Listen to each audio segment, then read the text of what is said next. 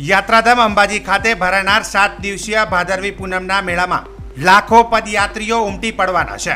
ત્યારે આ યાત્રિકોની સુખ સુવિધા માટે અંબાજી મંદિર દેવસ્થાન ટ્રસ્ટ, જિલ્લા વહીવટીતંત્ર તેમજ રાજ્ય સરકાર દ્વારા તડામાર તૈયારીઓનો પ્રારંભ થઈ ચૂક્યો છે।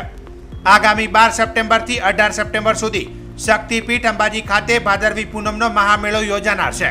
જે મેળો ગુજરાત કે ભારત નહીં પણ પદયાત્રિકો લાખોની સંખ્યામાં આવતા હોય છે।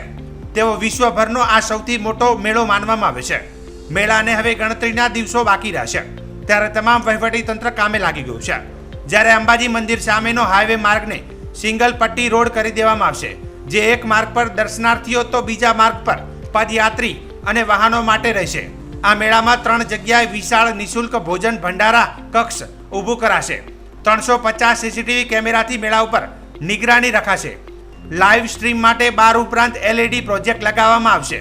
મેળામાં પાર્કિંગ વ્યવસ્થા જાળવવા 30 જેટલા વિશાળ પાર્કિંગ પ્લોટ નિયત કરાયા છે। જ્યારે વરસાદની સિઝનને લઈને વિશાળ વોટરપ્રૂફ સમિયાણા, જેમાં બલ્ક બેડવાળા પલંગો તેમજ મેળા દરમિયાન શૌચાલય, પીવાના પાણી, આરોગ્ય સહિતના પૂરતા પ્રમાણમાં જિલ્લાની તમામ નગરપાલિકાના ફાયર ફાઈટર પોતાના સ્ટાફ સાથે આ મેળામાં ઉપસ્થિત રહેશે। 12 થી 18 સપ્ટેમ્બર દરમિયાન ભાદરવી પૂનમના મહામેળાનું આયોજન થશે। એમાં મોટી સંખ્યામાં માઈ ભક્તો પદયાત્રા કરીને આવશે। તો આ માઈ ભક્તોની સગવડ સચવાય, કોઈને કંઈ તકલીફ ન પડે તે માટે વહીવટીતંત્ર દ્વારા અને યાત્રાધામ બોર્ડ દ્વારા પૂરતી તૈયારીઓ થઈ ગઈ છે, ચાલુ છે।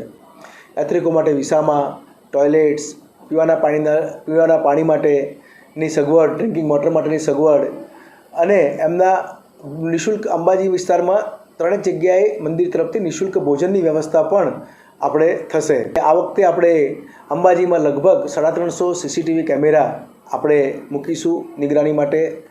350 કેમેરા, LED આખા અંબાજીમાં લગભગ 12-13 મોટી LEDs મૂકવામાં આવશે, એટલે લોકોને એના લાભ મળે, એના લાઈવ સ્ટ્રીમિંગનો। આ સિવાય આખા અંબાજીમાં જે દર વખતે આપણે સાઉન્ડ સિસ્ટમ કે આખા અંબાજીને સાંકળી લેતી સાઉન્ડ સિસ્ટમનું પણ આપણે આયોજન કરવાના છીએ। 30 જેટલા પાર્કિંગ સ્પ્લોટ આપણે અંબાજી આઉટસાઇડ અંબાજીની નજીકમાં બનાવેલા છે, અડાદ રોડ અને દાતા રોડ ઉપર।